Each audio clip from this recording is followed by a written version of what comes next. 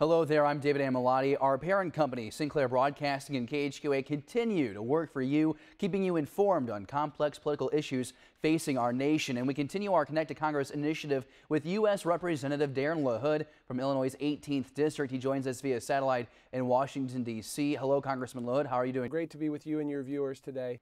Now, yesterday news broke that former FBI Director James Comey kept notes on his meetings with the president, and that in those notes he says the president asked him to end the FBI's investigation into Michael Flynn. What's your reaction to those revelations, and what should Congress do in response to them? Well, I think we need to find out more information. I think we need to get the facts and the evidence. If in fact there is a memo and that is in fact true, I think that's concerning to me. As a former state and federal prosecutor, I think you got to let the process play out. But if that in fact occurred, I think we need to know more about that in Congress. And I will also just say, under Article 1 of the Constitution, the House has a role, checks and balance on the executive branch, and we need to make sure that we take that responsibility seriously. But an allegation like this, we need to find out what occurred. How did that occur? I know today Director Comey, former Director Comey, has been invited to come to the House and Senate to testify. I think those facts will be important on what he says, on what occurred. If there is a memo that was done contemporaneously with this alleged conversation, I think that's going to be important to see how that was done, what were the facts and circumstances of how that memo was done. But these are serious allegations, and I think they need to be looked into. And I will also tell you, I'm confident that the Senate Intelligence Committee and the House Intelligence Committee are both looking into a number of these issues, and I know the FBI is too. Now, the Comey memo's revelation comes as the nation is still dealing with the fallout from the president possibly sharing classified info at his meeting with the Russians. Reports say that information shared came from Israel intelligence. It's just days before the president is going to embark on that first official visit overseas. Are you worried about the president's ability to handle classified information? And do you believe there will be some consequences of our allies not sharing information with the U.S. in the future? Well, intelligence and classified information should be sacred to this country and the purpose of national security. And anytime you have an allegation that somehow that's been compromised or it's been given out, again, that's concerning if that happened. Again, but I also have a lot of faith in the National Security Advisor, General McMaster, three-star general, who was in the room. He believed he was there. He witnessed it. So did Secretary Tillerson, that there was not anything that was compromised in that meeting. But that is information that if it was shared with the Russians, we got to be very, very careful about that. And again, I want to learn more information on what occurred, what was the information.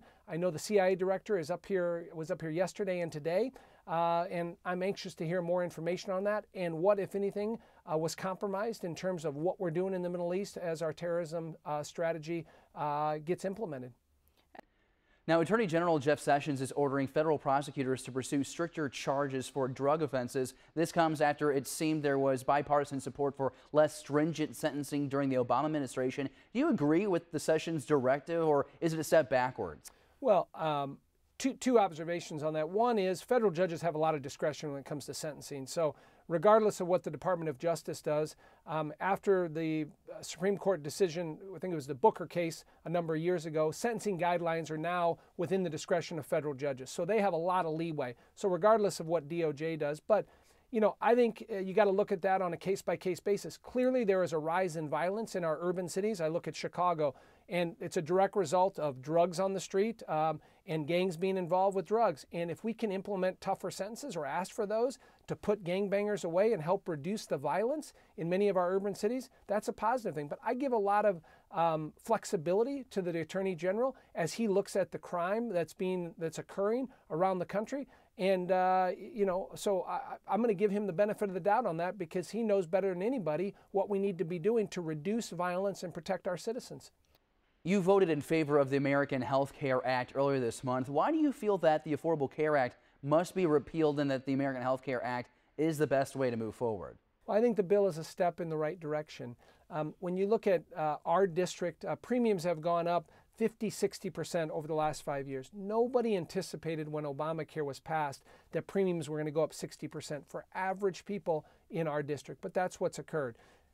The promises that were made in Obamacare, you're going to be able to keep your doctor, not fulfilled. You're going to have lots of options with health care, not fulfilled.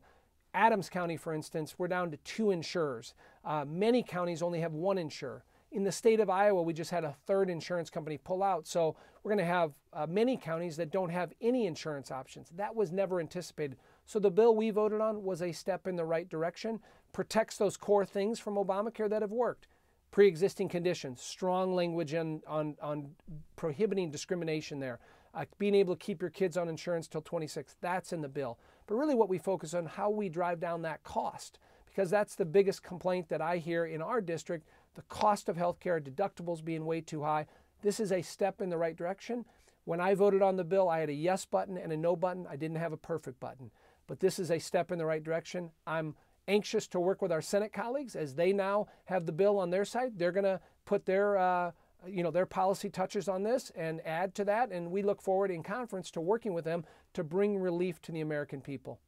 Keeping in mind now this week is National Police Week, what will you and Congress be doing to observe that this week, honoring our nation's law enforcement? Well, it is National Law Enforcement Week, and I just gave a little speech on the House floor about that, but really making sure that we do everything on the federal level to make sure that we keep our police either at the local, state, or federal level, make sure that they have the resources that they need, and make sure that we are honoring them for their service and working with them where we can on the federal level.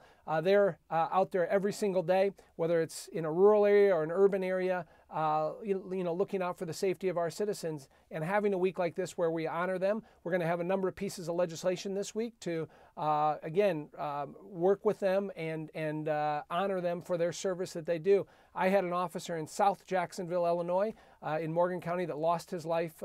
He lost his life in the line of duty last year, and paid tribute to him. And just remembering and paying respect to our police officers who put their lives on the line, men and women, every single day, and who are committed and dedicated to protecting the citizens of the United States. That's what this week is all about, and it's in a small way what we can do here in Congress to remember them. Thank you, Representative LaHood. We appreciate your time.